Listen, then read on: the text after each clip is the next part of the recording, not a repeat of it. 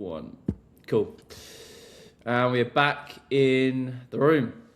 What an exciting member interview. Funny enough, this one sort of came out of nowhere. I was literally just away in Barbados, and then I remember seeing you hit one milestone, then the next, and obviously here we are now. Me and Louis have sort of worked together in the past as well, so I'm really, really just over the moon with this one, to be fair. I think it's going to be very, very insightful for a lot of people. So, yeah, let's kick us off then. Obviously, name being Louis, if you just want to give the guys a rundown of obviously who you are, what you were doing before joining, when you sort of joined, and what you cleared last month in take-home commissions. Yeah, 100%. Yeah, so been entrepreneurial pretty much my whole life. I'm actually 30 now as well, so a little bit one of the older ones in capital closers, to be fair. And I've always been entrepreneurial, always wanted to work for myself. Tried so many things, drop shipping, Amazon FBA, trading, just my own business in property, like the list goes on. And I've always wanted an online income, always been entrepreneurial and whatnot. And before actually joining Capital Closer, I was working I had my own business doing personal training and like boxing coaching, stuff like that. I also that was a little bit hot and cold in terms of it's quite seasonal. The work, obviously, this time of year, jet lag being the start of the year, very busy, but it drops off. So I've done a bit of building work as well. Like my old man, he's got like his own sort of building business. So I sort of teamed up with him a little bit, but I absolutely hated it, and it's all about how we ironically say, forward pacing. If I just carry on this way 5-10 years, I know what I'm going to end up. And I didn't want to do that. And the dream for me was always to have an online income, to be able to go and travel when you're in the world and not having to affect, the financial aspect of my life. And yeah, so then I think I saw you, I think it was Instagram, mate, in terms of, just your content. I come across it and whatnot, thought we looked really good, had no idea about high ticket sales, never had any sales experience really. I mean, back when I was like 17, 18, I used to work in like face-to-face sales. That was literally it, but that was just a tiny stint, like one of your first ever jobs kind of thing. So I'd done that, and then it was a case of, I saw this had legs. I could see the value in it as well. And I literally come across Capital Closer, and I think it was November 2024, I believe, is when I come on board and started, and landed my first offer in January 25, so just a couple of months after. Yeah, crazy. And last month, take-home commissions, how'd you end up? Yeah. So finished on 21.5k US that's the biggest month ever. So that's pretty happy with that. Wow. It's actually crazy, funnily enough, because someone that joined, and I remember you guys joined literally the exact same day, Ollie Best, who I think you should have somewhat a similar background in terms of he was in sort of construction and whatnot prior to coming on board as well, zero sales experience. And, as we say a lot, we don't really sort of work with people that have zero sales experience. But again, like once you do have those conversations with certain people and you sort of do go, right, okay, you have somehow managed to hop on a call or whatnot, but yeah, there's no way in hell we wouldn't want someone like yourself on board. You both pretty much cleared like 19k and 21k and have just like skyrocketed from there. When you look back at like when we first spoke to now, knowing that obviously you've just literally cleared that last month in take-home commissions, knowing that I remember our first mock calls, I remember the first bit of training, the first bit of coaching, and just everything. I remember it quite well. How do you sort of almost look back now from this previous month just gone, and just where you are as a whole from a skill set standpoint also?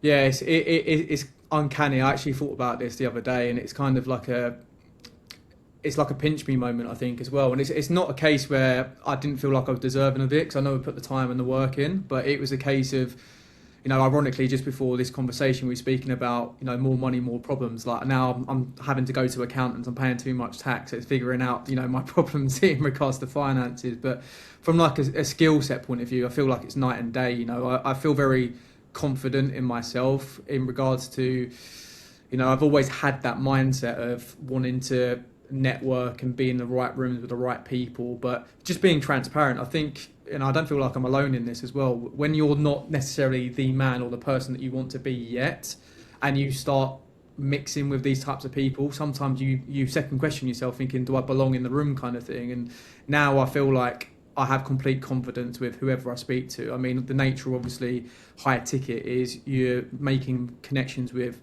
multi millionaires, people who are extremely successful, and I've got the ability to speak to these people pretty much whenever I want. And also in terms of the caliber of prospects or whoever you might speak to in terms of on the call, some people are brand new, but some people are already well established in whatever respective niche it is, and you're speaking to very, very successful businessmen, businesswomen, and it just breeds that communication skills, not only from like I guess a framework, if you will, in terms of actually like the high ticket skill itself, but in just outright communication skills. You feel like I can adapt and pretty much talk to anyone now, and really sort of get an effective conversation going, which is great. It's a great skill to have. Yeah, no, it's crazy. It's funny. I actually heard something the other day on a podcast that I listened to, and I think it's so true, especially when you get like really good at high ticket sales and just understanding psychology and like dealing with objections and limiting beliefs and everything else, is you actually get really good at dealing with your own objections. Mm-hmm. Obviously, you get paid an insane amount of money to deal with other people's objections and convert them on the call and help them to see a different perspective so that they can all step into that new version of themselves. But when these things come up in life, and it could be whether it's in the gym, whether it's to do with family, whether it's to do with big financial decisions, you start to, because you know so well that you can lead someone, you can challenge someone, you know the right answer to every question, which normally is the really hard thing that you've got to do. Mm-hmm. Whenever it happens in your life, there is actually, as much as we say it in sales, there actually is that voice of like, well, what are you going to do? Like, what are you going to do? And you're like, shit, like I need to actually just, and then you create mental models and ways to overcome it and whatnot. I think going back to when you obviously came on board back in sort of November 2024, knowing that you had sort of zero prior sales experience, obviously you tried a lot of things, whether Amazon, trading, property business, all of these types of things. Why? Because it's always curious to understand if you don't have sales experience, why did you look at remote sales and think, this is viable, this is something that I want to get into? Mm-hmm. Yeah, it's a good question, and I think the short answer was it's kind of, you got to play the cards that you're dealt, right? And I was at a stage where I was, sort of in my late 20s. I've always, like you just mentioned, tried businesses, been entrepreneurial. I thought I didn't want to go to university. I didn't want to get myself in a load of debt, and half the people who go uni don't even carry on with whatever they're doing anyway.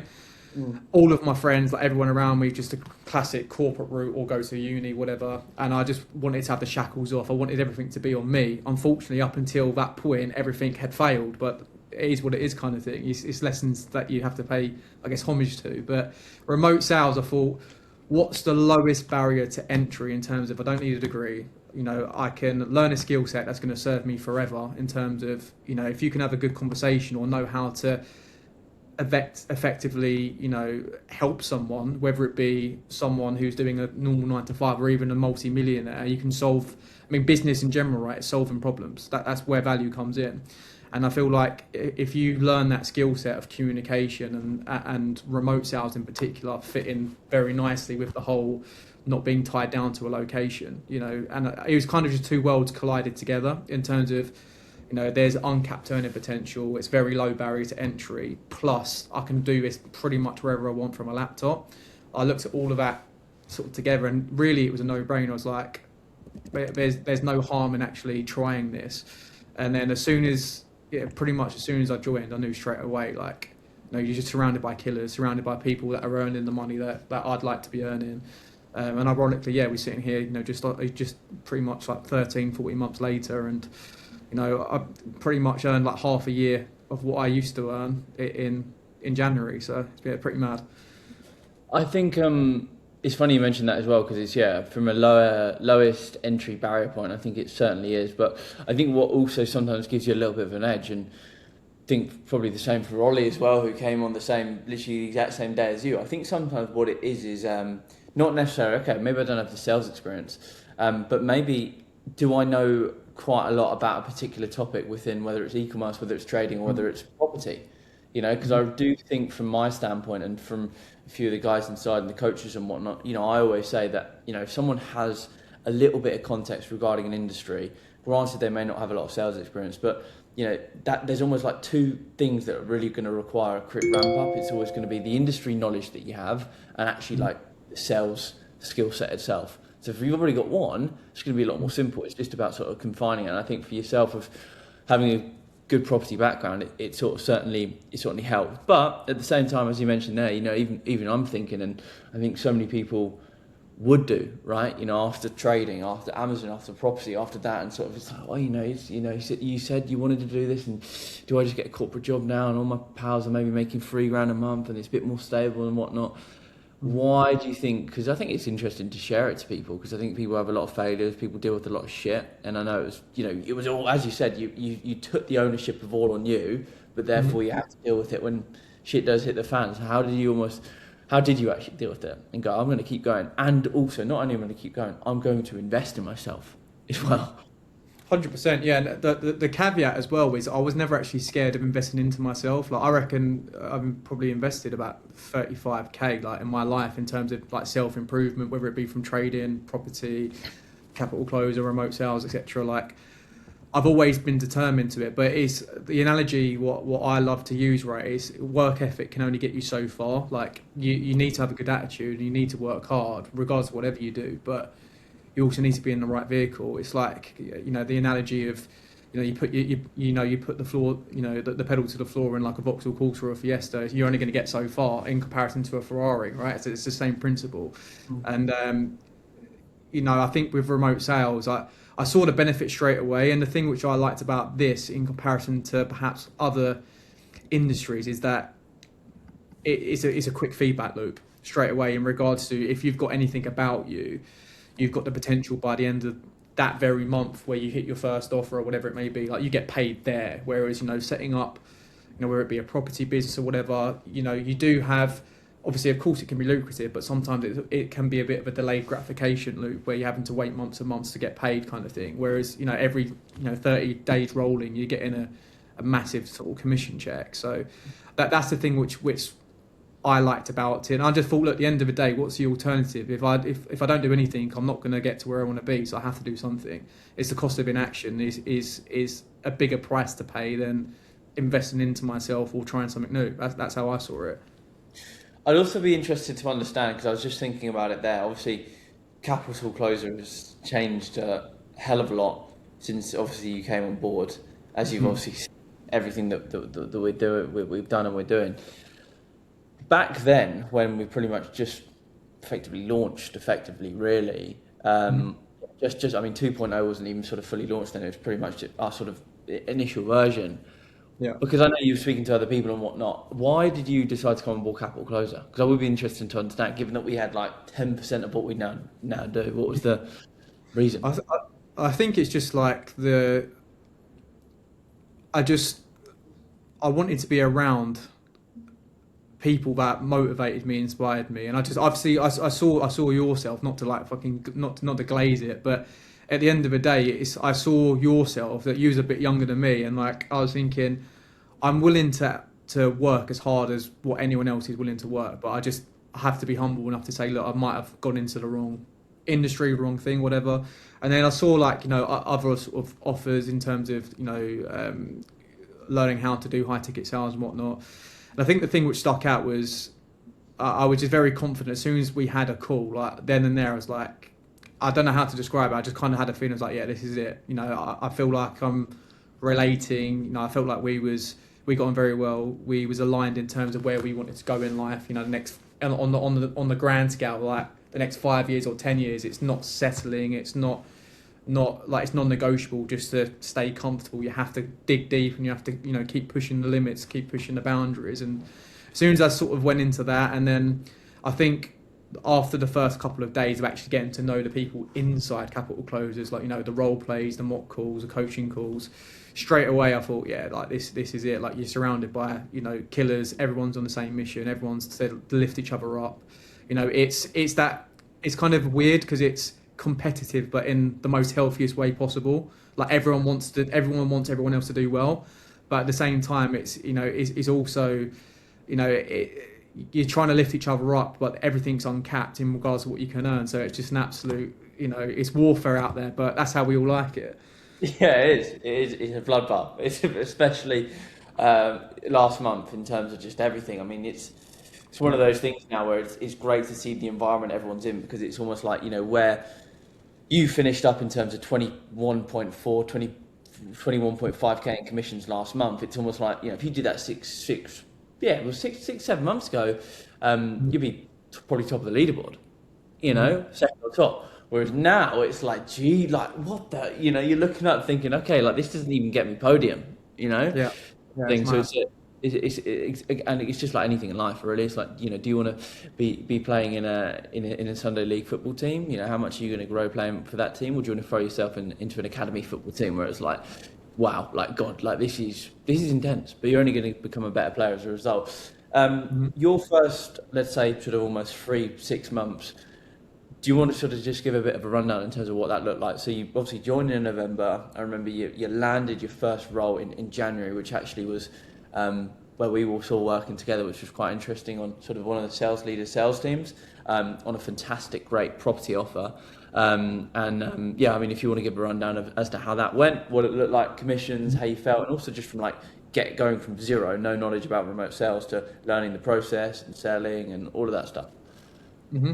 Yeah, yeah. So I mean, so I joined in November 24, and then it was pretty much a grind where I didn't really have a Christmas that year because I pretty much just constantly was just on the content, just learning everything, like nagging everyone in the group. Can you do a role play? Can we do a mock call? Can we do all this stuff? Just to like to get the skill set ready because not to say, I mean, traditionally January is normally a fantastic month in high ticket sales, and obviously I was well aware of that. Landing an offer. Obviously, the actual thing as well is not only inside Capital Closer, you've got avenues where you can land offers via whether it be either recruiters or internally, as you mentioned with sales leaders, but obviously you teach us how to actually outreach and go and I guess effectively cold and actually go and speak to these business owners and actually utilize yourself to make yourself appear valuable as well and get yourself on an offer. And ultimately that's what I done. So I actually cold outreach to someone on Instagram I've been following a little while and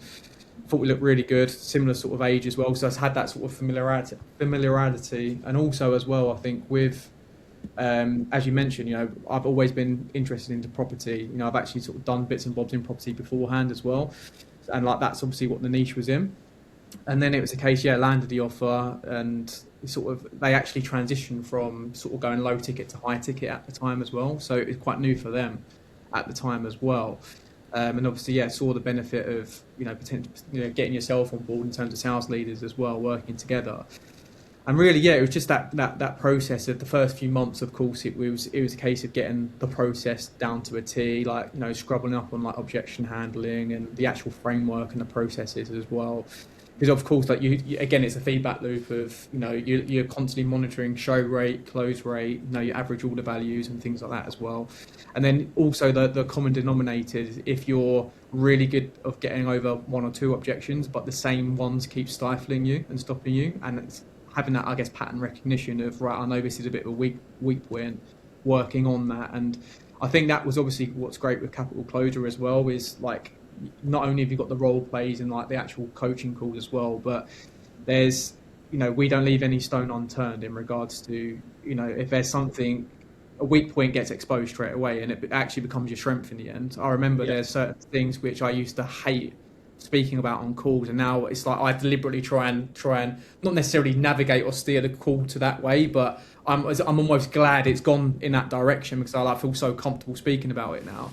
And it's weird how that kind of transition works because literally if I was sitting on this call like a year ago where I had 4-6 weeks experience in high ticket sales, there's so much uncertainty, there's so much, I guess, fear and anxiety because your training only gets you so far, and what you do need is, of course, you need to be put in the reps, you need the experience, right?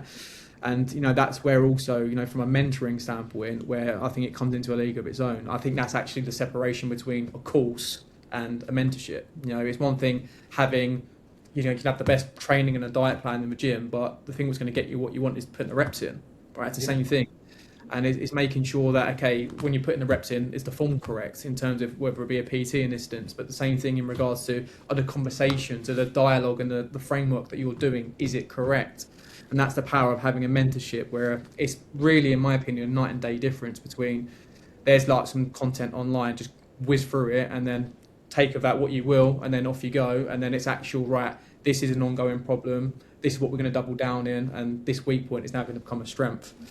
And, Yeah. ultimately, I think the first, I have to test my memory here, I'm pretty sure my first month, my close rate was like 18%. It was really, really Yeah, shoddy. It wasn't. it was around that. Yeah, it was. Yeah, it's about 18%, and now I'm consistently hitting between sort of 45%, I'd say, as a consistent basis now. I think I've had 1 month in the last 6 months where it was in the 30s, and then the rest was 40 plus. So yeah, pretty. It's come a long way, mate. It's good. Yeah, it's huge. Yeah, because I remember obviously being in, obviously from a sales leader's partner standpoint, that initial property offer back in January. I mean, obviously I remember doing training sessions and coaching, and we'd sort of look at call reviews, and it was a ramp up period certainly. But I mean, yeah, even towards the tail end of that in summer, like I think sometimes that's the bigger thing that is more exciting and gives you more conviction and everything else. It's great to clear your 10, your 15, your 20, your 21,000 a month in commissions. That's great, but that comes because of that, and that growth in terms of like how much better you've been on calls and dealing with different types of people and objection handling them and just sitting in it and being really comfortable on a call. I think that's probably a big thing as well that you probably could look back on your calls. It's like you're just so, as you just said there, comfortable.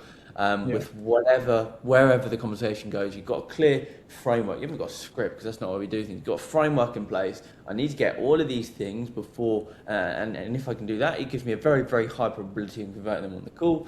So we're just going to have a chat, and obviously with it being the property industry as well, I think that does help. But yeah, I mean, to share with anyone really, when you look at your calls back then when you first started, because I think people have that misconception. They think, oh yeah, I can sort of just dive straight in. It's like, well, can you dive straight into a football academy? No, they wouldn't even look at you. You get thrown off the team straight away. Same with this.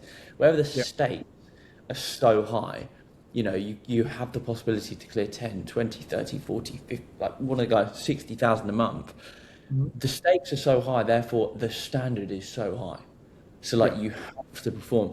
What are the biggest shifts for you really from like your calls back then, 18% close rate, to now like mid 40% close rate, do you feel?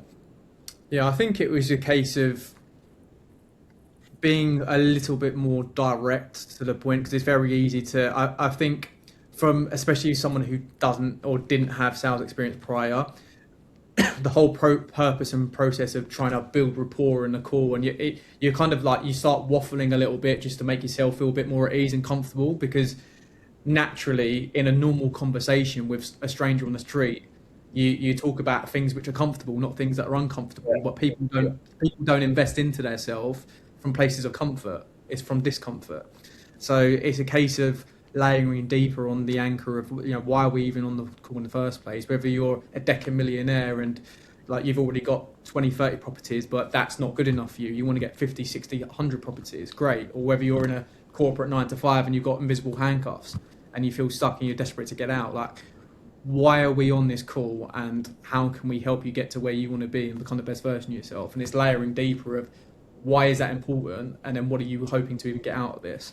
And I think like it's almost like layers, as we always say in terms of the frameworks. It's getting like why, and then why of the why. In regards to going layers and layers deeper. There's always emotion and there's always meaning behind it, why these people are looking to do something in the first place. And I think that the deeper you go and the more detail you sort of navigate around the reason they're on the call, and then also as well in terms of the cost of inaction, I think that's super underrated. If I was actually to say one framework or sort of one point which is the most important, I would actually say inaction personally is something that should be just 100% given attention to if you're coming new into the space, because there's a reason these people are on the call, and the reason is because something's not right, and if they don't change anything, nothing's going to change. So that cost of not doing anything is going to cost them, whether it's now, whether it's in 6 months or a year.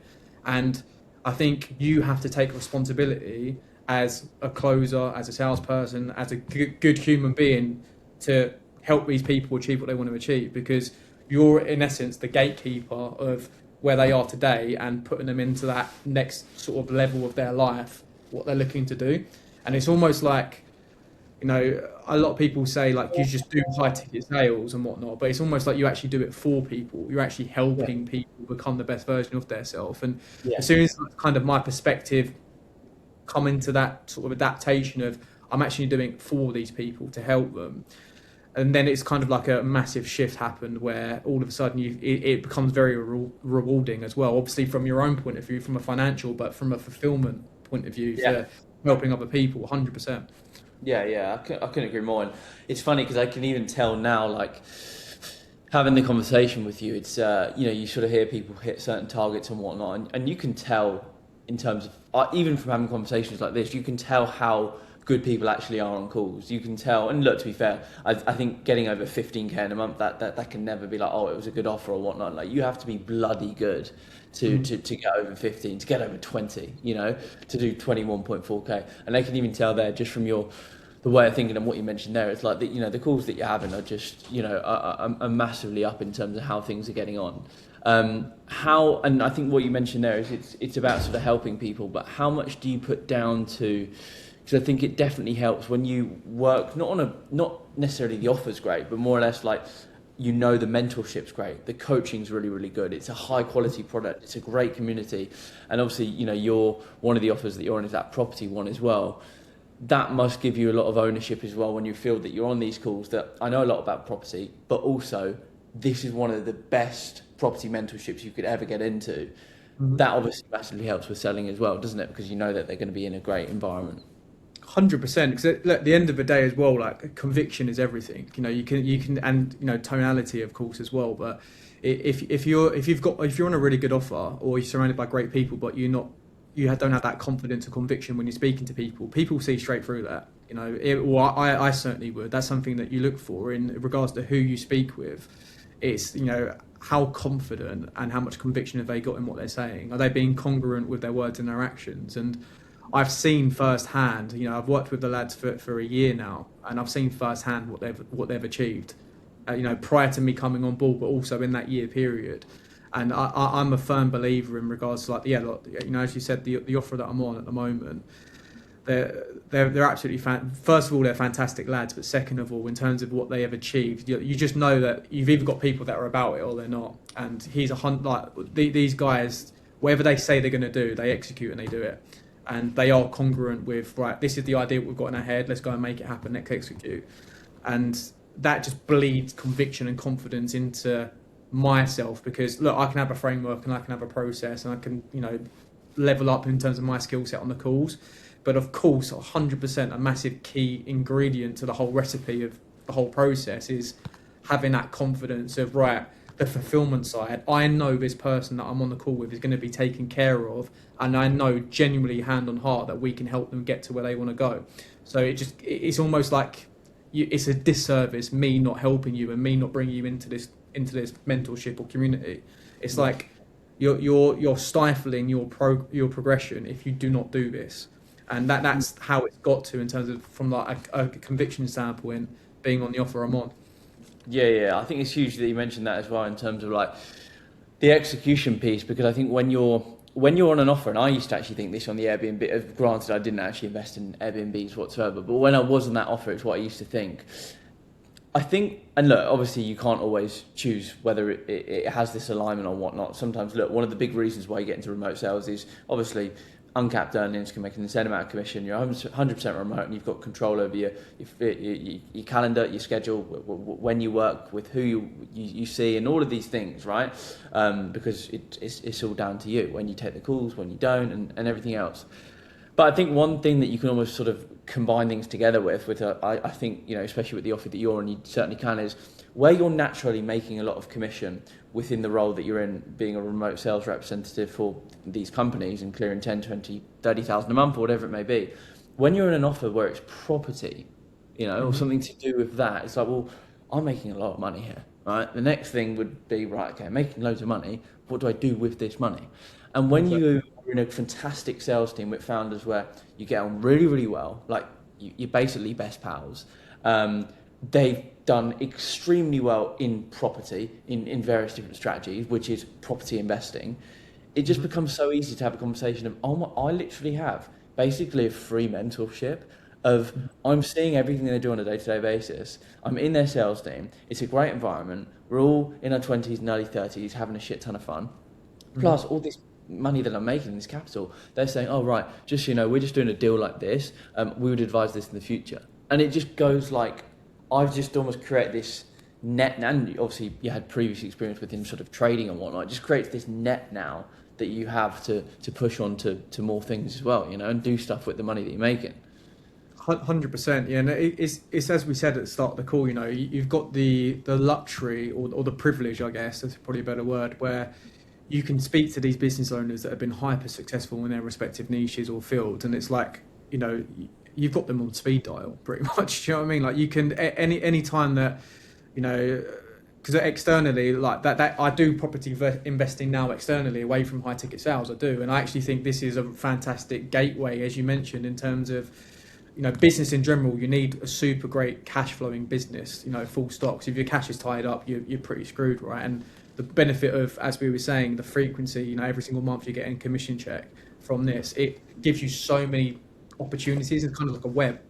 But it 100%, it gets to a point where, there's certain things that I'm looking at or I'm considering, or it might be something to do with tax, for instance, where, straight away I can, either hop on a call or give the guys a message, and, I get answered instantly. So yeah, in effect, it is pretty much a two-way relationship where you're getting a mentorship in one, but also helping them out. So it's, everyone's winning. It's a great sort of system structure. Exactly. Well, look, what's next then, big dog? I mean, it's funny. I remember and again, I think there was the reason why. I mean, I'm just happy at general, but I've also sort of seen firsthand that you've had so much shit to honestly deal with, like a lot of shit to deal with, and just so many ups and downs. And genuinely, I think it's easier said than done, but so many people would have just definitely thrown the towel in, and you just constantly sort of rolled your sleeves up and just gone and gone and gone and gone and just made it happen, really, and just gone like, look, I'm just going to sort of lock myself away and I'm just going to make this thing work, and there's no non-negotiable of it working. It's just a case of it's going to work and I'm going to make it happen. And then, truth be told, first month of the year, clearing the number that we just cleared. But what's the plans now for you throughout the rest of the year, obviously throughout 2026? Yeah, so in terms of, I hate putting like hard financial goals on myself, because I'm the world's worst. As soon as I hit them, the goalpost will move. Do you know what I mean? So it's just a case of, from a financial standpoint, earning as much as possible and being as relentless as possible.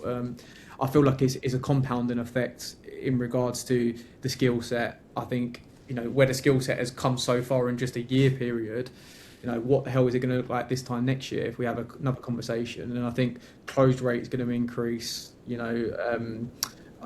There's really is the sky's the limit with it as well. I think one thing that I definitely want to start incorporating now is a case where I'm coming into my second year of high ticket sales, as closing, is having a bit more luxury and time in regards to going to travel the world. And actually the reason I got into this in the first place, because as you said, yeah, obviously dealt with, quite a few ups and downs, and I was very much a case of, right, let me just fucking grind and just lock myself in a room and just go at it all the time. And I'm still happy to do that.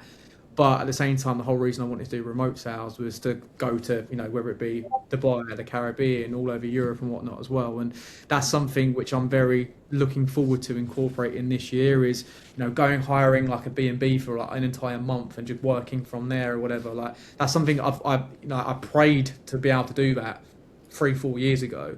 And now it's all sort of coming into fruition. So it's reaping the rewards of the hard work of the past year, but also keeping and maintaining this standard and continuously progressing on, but also rewarding yourself in regards to, going to travel the world or, helping friends and family, stuff like that. Couldn't agree more. Yeah, couldn't agree more. Yeah, because that's what it's all about. Obviously, making a lot of commission, but at the same time, you want to be able to go to these nice places and also enjoy the remote element. I think in the beginning you do need to go through that element of whether it's 2, 4, 5, 6 months, whatever it is, of just not missing a beat and stacking as much as humanly possible.